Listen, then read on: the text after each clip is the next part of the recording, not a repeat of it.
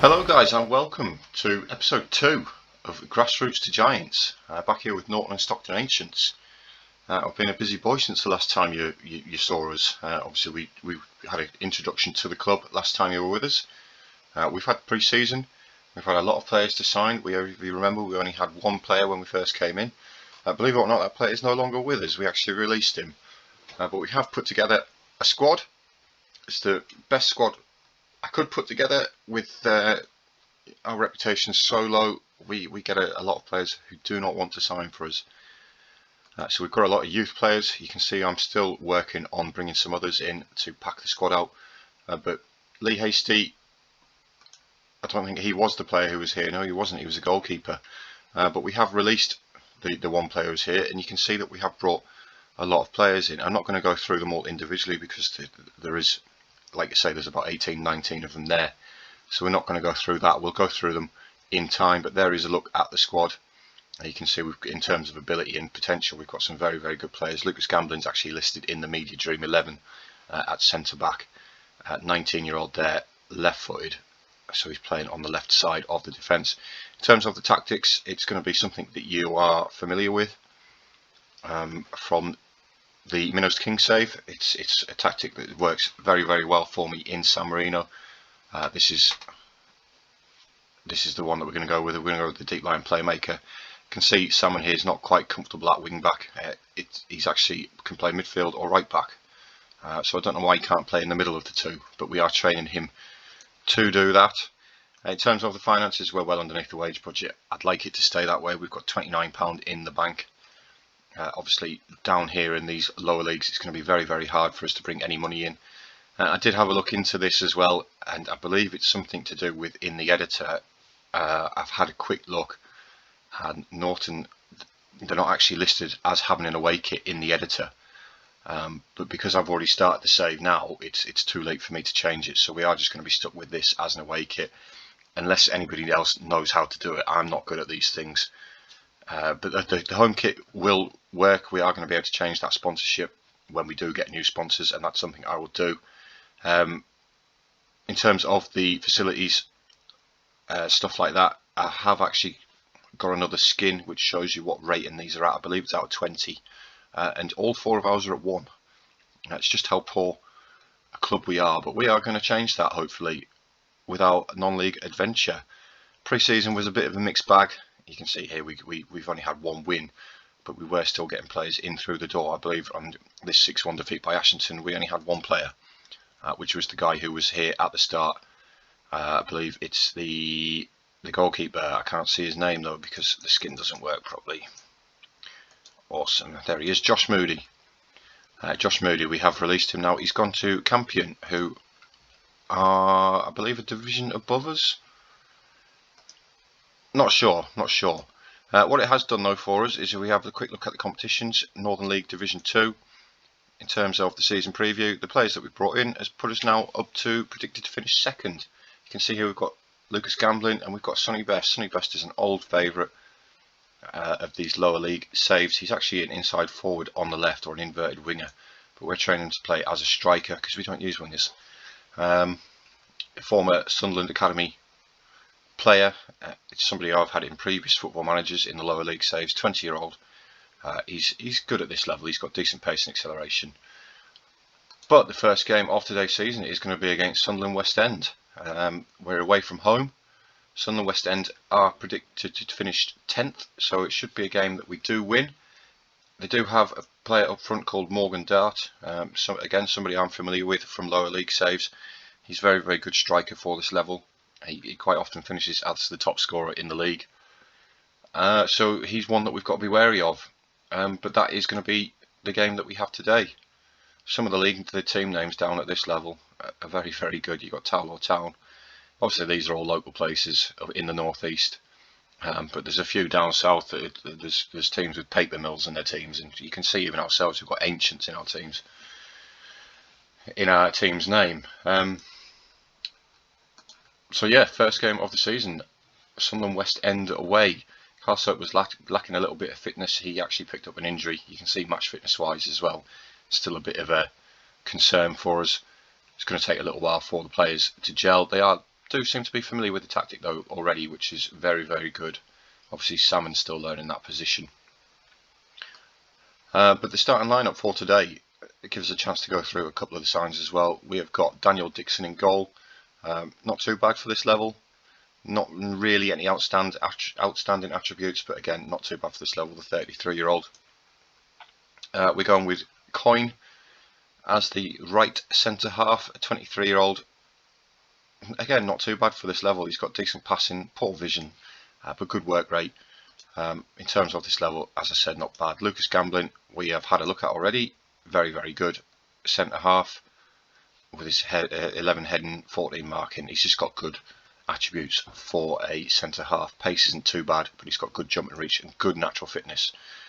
Left wing back is going to be McNabb. 20 aggression. I'm a little bit worried about that. We'll have to look out for some cards, but he's very, very determined. Can play as a centre half as well. And we do have a replacement left wing back on the bench in Dean Haley. We're going with Michael Tate at defensive midfield. It's probably the area of the pitch that I'm lacking in a little bit. But again, 18 determination, 33 years old. He's quite heavy though for 5'11". I hope that's all muscle. But he's probably the weakest area of our team. Chris Salmon at the right wing back. Again, we are training to be there, but again, he's got some very good mentals. The 23-year-old there. We've got Meeson as the Mazzala. Again, some good technicals there for a Mazzala. We've got Shabs Mohammed playing as the box-to-box midfielder. Again, very, very good for league level 10. Thomas Cole, who is actually a striker. Again, he's another one who I've had in previous non-league saves. He does actually play as a striker, but he's the only real player who I've got in my squad who can play as the shadow striker in that attacking midfielder role. Again, not too bad. Does score a lot of goals. Sonny Best, we've already spoke about, playing a little bit out of position, but we are training him to be this advanced forward. And then we've got Carl Soper as the poacher. Not too bad. We just have a look at his attributes for poacher. Technique's poor. Other than that, he's average, but again, he's not too bad for this level, the young 19-year-old. Hoping to start the season off with a win. Of course, we only get 5 subs at this level, which is a little bit disappointing. Leaves us quite short on the bench. We're the favourites, which is good. I'm going to tell the players that I trust them to get out there and make a difference. Only Lewis Coyne seems motivated. McNabb seems aggressive. That's that 20 aggression coming through. Have to keep an eye on him. You can see a few red cards coming as far as Ross McNabb's coming. But we are hoping to start the season with a win. That would be absolutely fantastic. As we do now have our first highlight. 8 minutes into the save. It's a great ball in, but it's headed away. But Carl Soper, he's found himself out on the left into Mohammed. Now it's Thomas Cole. Sonny Best with a great finish there on his stronger left foot from outside the area. And it's took us 8 minutes to get our season up and running, which is awesome. This is exactly what we want. We just want to cruise through this league as fast as we can. We need to get our reputation up, bring better players in. We need to be getting to the Vanarama leagues as fast as we can. It's going to be difficult, but I think we can do it. I think we can do it all in one go as well, hopefully.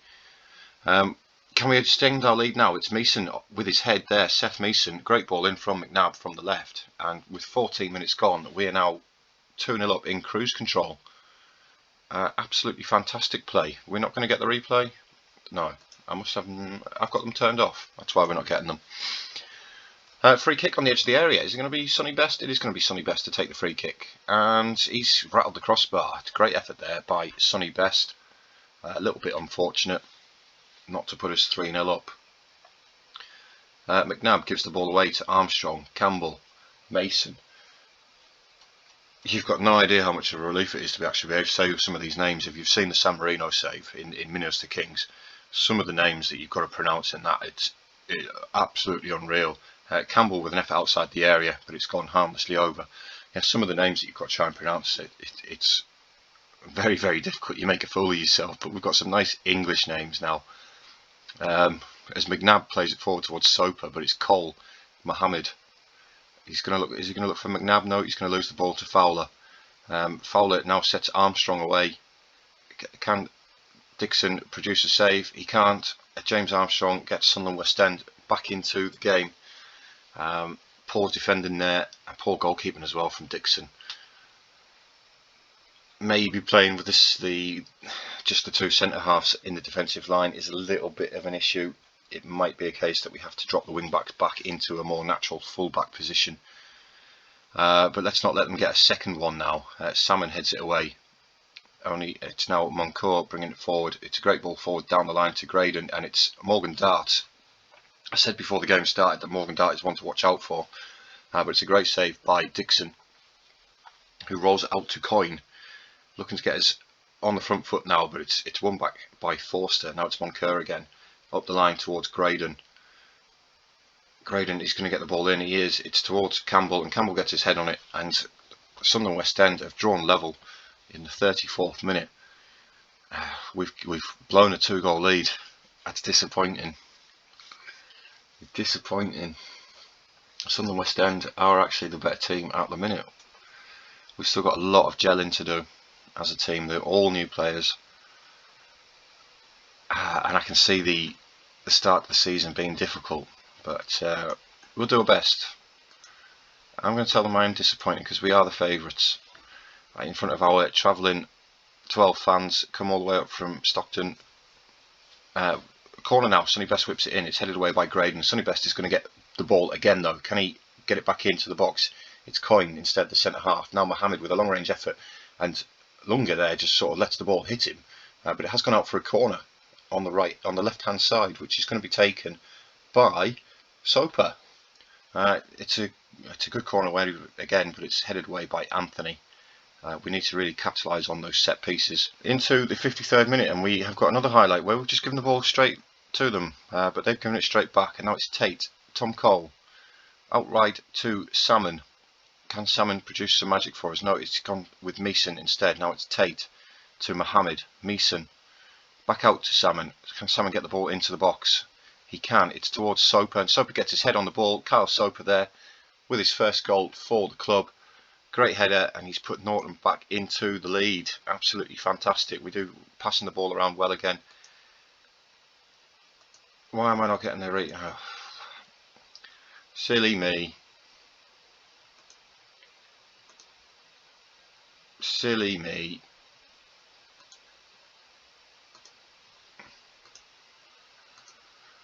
Right, the replays might work now, lads. With a bit of luck. Let's not let Sunderland West End back into the game again. McNabb, he sends Best away. Can Best use his pace? He's on his favoured left foot, and he can. Sonny Best slots it past the keeper there with the through ball from Ross McNabb. We've got ourselves back 2 goals in front. Let's just hope we can hold on to it this time. We win the ball back there with McNabb, and he plays a great through ball to Sonny Best, and he uses his pace, and it's a great finish past the keeper. Can we hold on for the final 15 minutes? We're going to look to bring some substitutes on. I think we've got a few tired legs. I still don't know where a lot of these players actually play. He's a young 20-year-old defensive midfielder. He's not the greatest player, but we're going to bring him on. We're also going to bring Carl Welsh on for Meeson, and we'll leave it at that. I need to get Richie Griffiths off the bench and put the left wing back on. I didn't realise I only had 5 substitutions, so we don't need a goalkeeper on the bench. 10 minutes to go. Can we hold on to this to go second in the table behind Berkeley Town? Let's not let them get another one. They're passing it around now. It's a long ball forward over the top. It's Gambling's underneath it. Great header to Mohammed. Now Soper. Tom Cole. Can he get Sonny Best away? He can. Sonny Best. Sonny Best for his hat-trick. Can he get it? He can. Sonny Best with a hat-trick on his debut. Absolutely fantastic. It says that's his 4th goal of the season. I don't know if it's counting the goals in the non-competitive games. It shouldn't be. But it says it's his 4th, but he's only scored 3 in this game. Anyway, we've got the ball again with McNabb. Now it's Mohammed and Gambling into Coyne, who's actually picked up a little bit of an injury there, to White. Salmon in towards Thomas Cole, and it's Soper. Sonny Best again. Sonny Best for his 4th of the game, and it's a good save there by Lunga, but it has gone out for another corner to Norton. It's going to be Soper to whip it in. Can we find one of our heads? We can't. Graydon gets it out, but it's straight back to Soper. He comes back into gambling. Now it's Coin. Mohammed with the effort.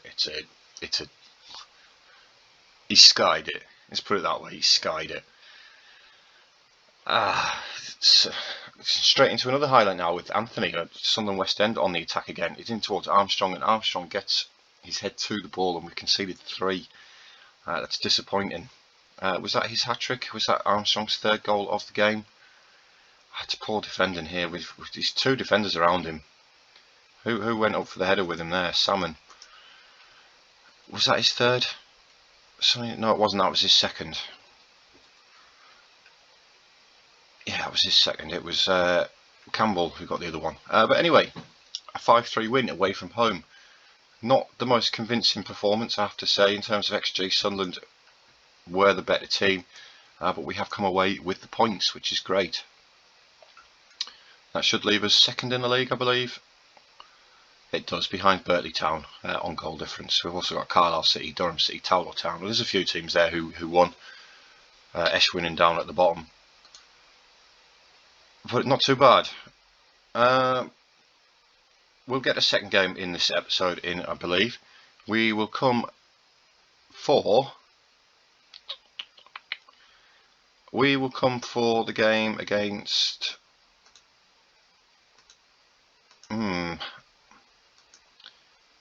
we'll do Carlisle City. They're currently sat in 3rd. They are a good team in this league. I believe they're predicted to finish up near the top. They're predicted to finish top. So that could be possibly our toughest game of the season. But we'll do the Carlisle City game as the 2nd game of this episode. And we'll be back in a little while for that. Right guys, welcome back for the 2nd half of today's episode. It's actually been a few days since I recorded the 1st half.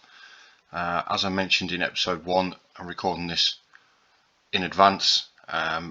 This weekend was actually the League One playoff final. And as you know, I'm a Sunderland fan. And Sunderland won. We're actually promoted back to the Championship. We're out of the doldrums of League One after 4 long years. So I've had a little bit of a drunk weekend, I'll be honest. So I've just took a couple of minutes to bring myself back up to speed. Got a couple of things to go over since you were last with us for the Sunderland West End game. We have signed a few more players. If we quickly just go through them, most of them were squad fillers, but we have brought in a couple of first teamers. We've brought in Jack Egan, who is an attacking midfielder. He's not too bad. He has been playing for a few games now. You can see he's got 5 appearances, 5 goals and 1 assist, so he's actually done all right, to be fair. Gillespie has come in as a backup, can play anywhere up the middle of the field in the sort of midfield defensive areas. As I said, a backup. Liam Shanley is another one. Again, can play in that final third, but again, just a backup player, just trying to fill the squad out to cover for any injuries. Jack Armstrong, likewise, another midfielder just brought in to fill the squad out. And Callum Farrington is actually a first team player. He's come in as a defensive midfielder. He's slightly better than the player we had playing there before, which I believe was Michael Tate. Indeed it was. We have had a few games since you were last with us. Obviously you were with us for the 5-3 win over Sunderland West End.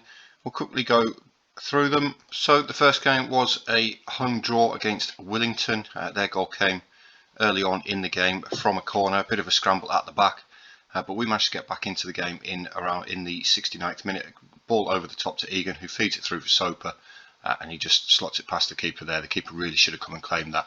That was a disappointing result, especially when you look at the match stats and the XG. We absolutely dominated the game. The next game was a 3-2 win over Billingham-Synthonia. Meeson with a free kick there, Mohammed at the far post. Billingham-Synthonia then replied. We are actually the away team here, but we both play at the same stadium, so not really away. McNeil scores from the header there, from the cross. We then went back in front. It was Thomas Cole advancing down the right hand side. He crosses the ball in, and it's Mohammed there again for his second goal of the game. I believe Billingham-Synthonia went levelled again. Again, another cross into the box. McNeil, who puts it back out for another cross. We're a little bit poor at defending from crosses. Bythway there punishes with that one. But the game was over in the 42nd minute.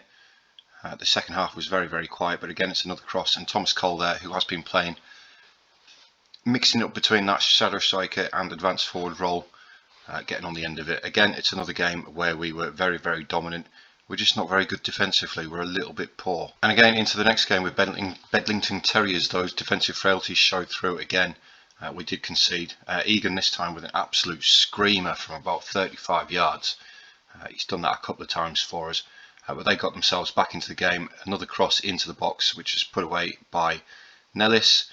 We then pushed them up high, and they gave the ball straight to Tom Cole, who squared it for Soper. Soper with a great finish there. And we then put the game beyond any doubt in the 82nd minute. A ball in from the right hand side. Mohammed gets his head on it. It sort of just hits Cole on the back. And it goes into the net. Again, another game in which we dominated. We just can't seem to keep the ball out of our net, and that is reflected by the fact we haven't had a clean sheet yet. We then took on Chesley Street Town. It's again, we started very, very slowly. Chesley Street took the lead in the 3rd minute, finished there from Weston past Dixon in goal. They then went 2 up with a penalty scored by Rush. I was fearing for ourselves in this game. It was 15 minutes down, 2-0 down.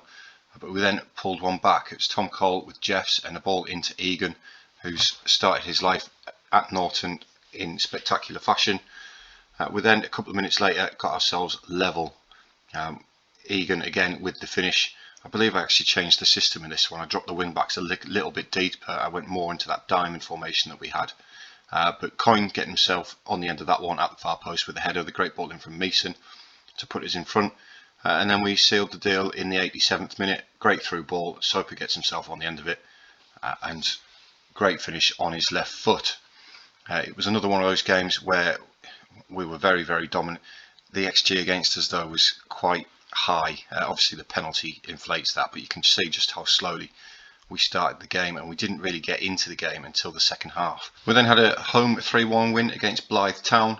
It was great work down the left by Jeffs, the left wing back. A little bit of fortunate bounce inside the penalty area, but again, Egan scores. We then had a penalty in the 55th minute, which was tucked away by Thomas Cole. And then in the 62nd minute, another ball in from that left-hand side. Coyne got his head on it, and Sonny Best poached it. They did get one back in the 70th minute. It was Kerr feeding Lothar, who fed Lazari with an absolute bullet of a shot from outside the area. No keeper in the world saving that. Another game with 3.29 XG. It just shows just how dominant we are being. We restricted them to a 0.38. They didn't have it really turn up until the 60th, 70th minute there. But we absolutely battered them again. Lewis Coyne with the man of the match performance. And then the final game in the little run was away to Newcastle University. We took the lead very, very early on in this one. Inside the 2nd minute, Mason with the effort from outside the area to get us rolling. Then in the 17th minute, Jelfs, advancing down the left-hand side. Great ball into the box. Falls to the feet of Thomas Cole, who just tucks it away for 2-0. We then went 3-0 up. Inside 27 minutes, it was Salmon down the right hand side this time, getting the ball into the box, and Egan there again. And at this point it was game over, but Newcastle University did rally late. We actually went 4-0 up, a great volley from Thomas Cole, and we were 4-0 up after 33 minutes. But then Newcastle University with that rally, Veitch got on the ball there, great ball across to Riley, and Riley from outside the area curls one past the keeper. We then went to 5-1, and in 42 minutes, it was Tom Cole / Sonny Best with the finish there. I'm not entirely sure. It was Sonny Best who scored. It was then 6, and we were in cruise control, absolute cruise control. Newcastle University were having their efforts, Mohammed with a screamer, but we then sort of turned off. And, Newcastle got one back, they got another one back. Great finish again there by Veitch. But they got one back, and then they got another one back, and I'm sitting there thinking, oh god, this is going to happen, isn't it? If from that far ahead, we're going to fall behind. Veitch gets another volley, 2 volleys for him, and I was not very happy to be 6-1 up and to concede 2 so late on. But again, another game in which we were very, very dominant. If we have a quick look at the league table, that does leave us top of the league. Played 7, won 6, drawn 1, lost none. A bit disappointed about the goal difference. As you can see, we've scored 25, but we conceded 13, which is rather a lot. Carlisle City, who are today's opponents, played 5-1-5. They're only 4 points behind us, so they've got those 2 games in hand. Every opportunity for them to go ahead of us, especially if we lose to them today. In terms of financial situation at the club, we're around about £4 in debt. I said it was going to be very, very difficult for us to stay financially sound in the early seasons. We're well underneath our wage budget, which I intend to keep it that way. Obviously, I don't want us to go too far in debt. Just a quick look at the squad. We can see here in terms of goals, we've got Sonny Best, Jack Egan and Tom Cole there, all on 5 goals. Soper with 4. Assist wise, it's Thomas Cole 7, Chris Salmon and the 2 wing backs, which is something that we've seen in this system that we played before. If any of you watched the Minnows Kings series with SS Cosmos, the wing backs work very well for us. You can see here we have gone back to the diamond though, a little bit more defensive stability. Obviously I've got the option to change it around again, bring this deep line player maker into a third centre back. But Salmon and Jeff's been playing very, very well. We are going to bring McNabb back in for today's game though, our starting left back. He's been out with an injury for a little while. Today's game though, Carlisle City, massive game for us. We are away from home. This could basically define our season so early on, these games against Carlisle City. I'm looking for a better performance defensively. We've been very, very poor defensively. We've not a single clean sheet yet, which is not something I like. I don't like conceding goals. I like scoring goals. So 8 minutes in, the first highlight in it is Carlisle City with the ball from deep to the far post. Andrew Milne not picked up there really. And we've conceded from set piece again. It seems to be our downfall at the minute. We watch Milne at the far post, just there's nobody marking him. Nobody at all marking him. And it's a tap in really, and we're 1-0 down already. That puts Carlisle City, if it stays like this, just a point behind us with the 2 games in hand. We've also, as you can see there, we've got Willington, who are very, very close, a similar record to ours. And we're going to concede again from a free kick, aren't we? But we didn't win the header, and Olsen got himself onto the ball. Luckily, it's gone over for us. And on the 29th minute, it's Carlisle City on the attack again. It's been a very, very quiet first half for us. We've had 3 highlights now. They've all been Carlisle City with balls into the box, and we haven't won any of the headers. It seems to be a weakness of ours. I'm going to have to check just how tall our centre halves are. It's no good having a 5'6" centre half, is it? Especially this low down the league. Carlisle with another highlight and another header, which we haven't won. Can we actually build something? Mason just clears it long, and that's it. We've had 1 shot on target. They've only had 2 shots on target, I suppose.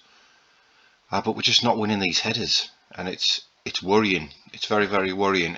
We are going to come into the break though with a 1-0 deficit, which is not ideal. In terms of XG, it's very similar. They have a massive XG for that tap-in. I'm going to tell the boys that they've been terrible, and then I'm going to contradict myself and tell them that they weren't that bad. A little bit of reverse psychology, yeah. But it works. They seem motivated. Can we get ourselves back into the game anyway, into the second half? Looking for a much better performance, particularly Thomas Cole's having a poor one. He's playing at that attacking midfield role today. I'm assuming Egan's got us an injury. I didn't actually look. I'm going to have a change though. We're going to have a change anyway. Egan must be injured or suspended because he's not on the bench. Do you know what? We're going to swap Sonny Best and Thomas Cole around. Put Thomas Cole where he's more natural as a player. Sonny Best really can't play there. Let's try Liam Shanley. He's slightly more suited to that position. Ross McNabb's having a poor game as well. I didn't put the other left wing back on the bench. Well, I've been a good manager today, haven't I? You can tell I haven't played for a few days. Anyway, can we now turn this rat around? I'll be happy to come away from this game with a draw, just to continue our unbeaten start to the season.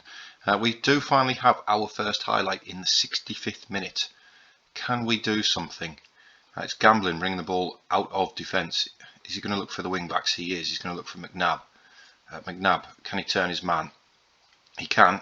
Oh, he's come back to Mohammed. Now Farrington, the new defensive midfielder. Gambling again. Going a long way forward, the centre back. Now it's Shanley. Shanley looks to feed the ball through, but Salmon. Oh, it's Thomas Cole with the header, which has just gone wide of the post. And we're straight into another highlight for ourselves. Maybe the shout actually worked, but no, we've given the ball straight to them. But we do manage to pick up the pieces. The second ball, Salmon with the ball forward to Thomas Cole, gets it across to Soper. What a save by the goalkeeper Marshall there. That really should have been 1-1. That was great build-up play, but what an absolute stunning save from Ollie Marshall in goal for Carlisle City. Going to disappoint the 3 fans who have travelled up from Norton and Stockton all the way across to Carlisle. It's quite a long way actually for Stockton to Carlisle. It's a good hour and a half drive. This has been a very, very disappointing performance. I'm gonna have another shout at them. I'm gonna do my more for the final 10 minutes. See if we can get this goal to get us back in. XG wise, again, we're on top, but we just can't stop conceding goals. They do have a corner now, which is going to be swung in by Holt. Can we win a header? We can't. Another header, but again, it's a poor header, and we're very fortunate to get away with only being 1-0 down. Now, can we get this, rescue this point? It's going to be the captain, Salmon, to take the free kick. It's a good effort, but it's just gone high and wide to past the left-hand post. And this is going to be such a disappointing defeat. It's going to be our first league defeat of the season. It's a narrow defeat. We were XG wise better. We had more shots. We just conceded that 1 goal, and that leaves us in a precarious position in the league, unfortunately. Carlisle do have those 2 games in hand. They're now only a point behind us, which is very, very disappointing. You can see here just that 1 point. They've got a better goal difference, 2 games in hand. We only have to finish in the top 2 though, which is encouraging. I just want to get us up. I don't care if it's first or second. I prefer first, but we just need to get ourselves up the league. The games, I tell you what, 2 days to the next games. The games come so thick and fast. Down here, we've got 2 days and 4 days and 3 days and 4 days. They're just relentless. In terms of when we're going to be back, I think it's going to be for the Towler Town, and then possibly a double header with this cup game. Towler Town, another team predicted to do well in the league.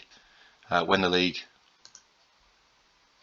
first started in the season preview, the media prediction, Towler Town were actually top. They're now 3rd. They've got a couple of players in the media dream 11. I believe Wright is Towler Town. No, Wright's Bolden.